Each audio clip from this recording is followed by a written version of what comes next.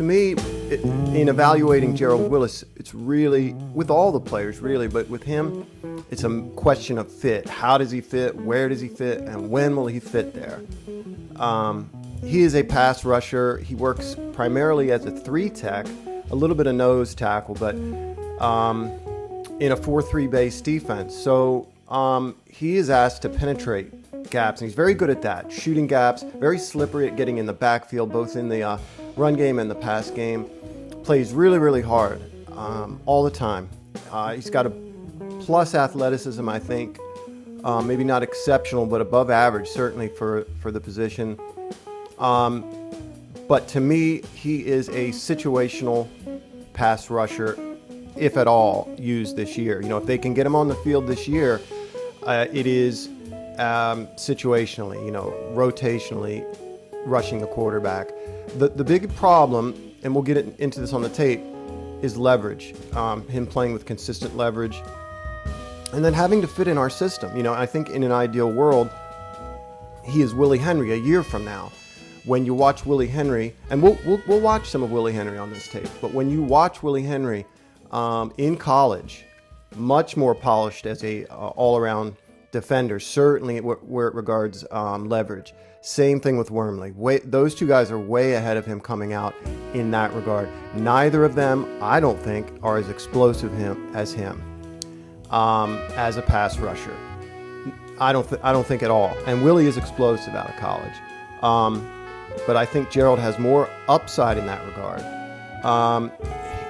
In terms of rushing the quarterback, he will not be able to get away with just speed and burst. He's going to have to win with leverage. He's going to have to be able to move the pocket back into the quarterback's lap. And I perhaps have missed this on tape, but I don't see it. It may be just because he's asked. That's not what he's tasked with doing primarily. But if you don't play with leverage, you won't be able to do that. And I need to see him develop that. And so he's a bit of a project to me. Maybe the first thing that you notice about him, the first thing that stands out is this swim move that he has. And he'll swim outside, he'll swim inside. It's something he's good at. You see him against this guard here, coming off the ball. First thing he does is kind of knock the guard's hands to the side. See that swat with both arms. Then he puts his left arm on the outside hip, swims outside. That's pretty fluid too. All of that happening. Eyes in the backfield. I like that. And he gets into pressure the quarterback. Ball comes out in a hurry, but he gets in the backfield pretty quickly. Here's another example of that swim move. This is him at 3. And you can see that guard that he beats has no choice. He sort of just tackles him. I'm pretty sure there had to be a flag on that. Same kind of thing. Swats the hands off. You see that little inside jab. Hands get swatted real quick with that swim. And then he's going after the quarterback. And the guard has no choice there but to bring him down. Yeah, that little inside jab does it for him. You can see the guard leaning a little bit. Hands off, swat, and then swim. All that stuff is really, really, really fluid for him. Really, another nice job of him getting into the backfield here and getting in on this tackle. He sees the offensive tackle come over to get him. And nice lateral quickness here. Eyes in the backfield, I always like that. Left hand just enough to shove him aside. Then that really quick right hand swim there. Eyes in the backfield, goes to get the ball carrier. Even though he's getting kind of banged around there in the backfield, he keeps his focus on the ball carrier and gets home. I think he has above average lateral quickness. That's him at 3. You can see Miami pull that. He, along with the some of these second level defenders to that side. That's him scraping there. Eyes in the backfield on the play. Like how he keeps some distance between he and the offensive lineman there with his arms. And does a good job getting rid of him and getting in on the play.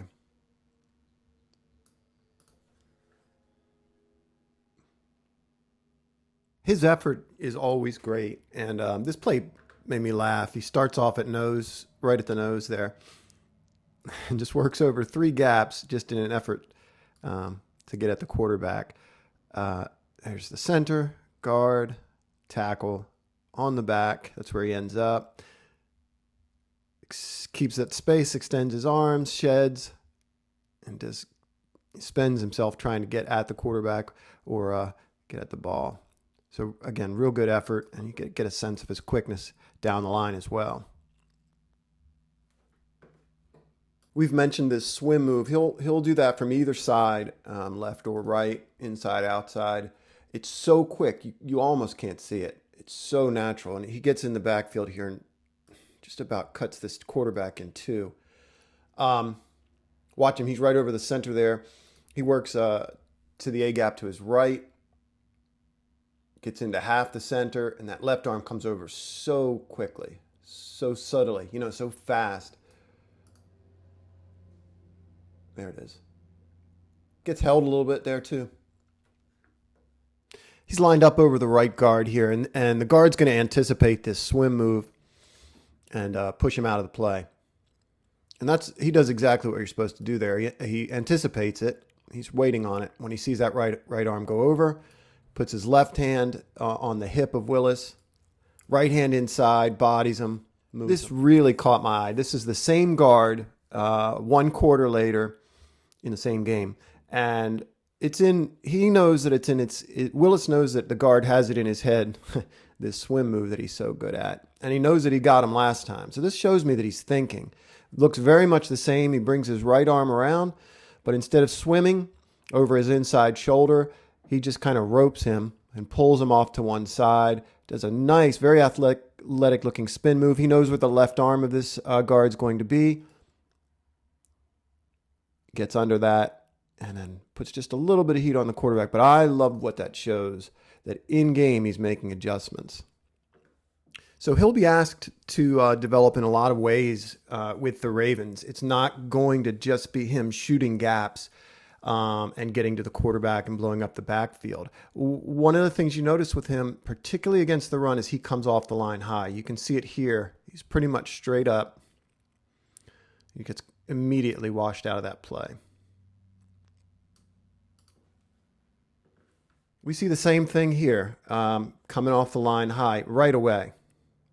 And that tackle gets under him, and he surrenders that gap, does Willis, right away. The back doesn't cut there. Yeah, but he gets moved right out of that play.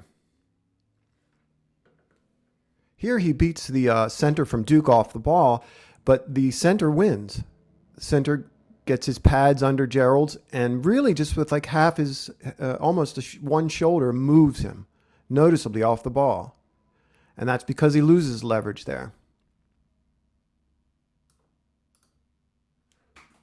I'd like us to watch just a couple plays here, that feature current Ravens and that play along the defensive line, just to see some of the things that Gerald Willis is going to be asked to develop. And this is Willie Henry at 3 Tech.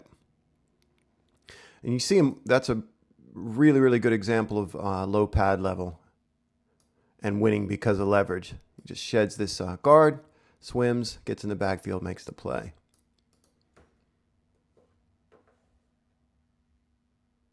Let's look at Wormley at 3 Tech and Urban here at a narrow 5. We'll watch both of them on this play. First thing we'll watch is Chris Wormley. Eyes in the backfield, strong hands there, gets inside the defender and really controls him. You don't see Willis being asked to do that. And you want him to be able to hold up a defender there and then shed. Which Chris is controlling that guy. He can shed him whenever he wants at this point. You see that? See the guy flailing, trying to win hand position, trying to get his hands inside Chris? It's not happening. Watch Urban. Urban takes on a double team. He's going to be asked to do that if he's going to play 5 Tech in this defense. Watch Urban kind of work outside to control C gap. You see that? See him hold up both defenders? And then he sheds that, again, using his length. Watch how low Chris comes off the line here. Again, very good leverage. See his pads there beneath the pads of the tackle. Gets his hands inside, extends his arms inside the chest. You can see the tackle really, really struggling to get his hands inside Chris. And Chris has got him at length there, and he's unable to do that. As a consequence, Chris can control him. Pulls him into the C gap, and then the back has to cut it back where he knows the linebacker is. Also, he sheds him too. So this idea of holding up of leverage, holding up a defender or a lineman, and being able to shed. These are all techniques they're going to ask him to perform. This play shows us what happens when he plays with good leverage off the line. This is him at 3 tech at the top. He lifts this guy right off the ground. You can see his pad level underneath that of the guard. And like I said, he lifts him right off the ground.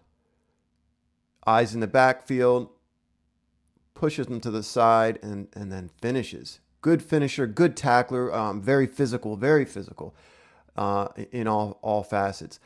This leverage thing is so important, not just against the run, but with him as a rusher. If he can play more consistently that way, he can threaten guys with that power. He can move guys right in their chest off the line and then shed and get after the quarterback. He can't be reliant completely on that burst and swim. He isn't only about that quickness and that shooting of gaps and that swim move. He does work well with his hands. But at the beginning of the video, we did talk about fit. And right now, he's a guy that'll get moved off of the line because he plays with inconsistent leverage. And guys, he can be run right on or right at. You see him move there. But if he addresses that, that quickness is rare. And that ability to knife through into the backfield and that instinct for it and just great effort. Again, that is something I just love seeing, and I really dislike it when I don't see it in a player. I really do. And he just plays all out all the time.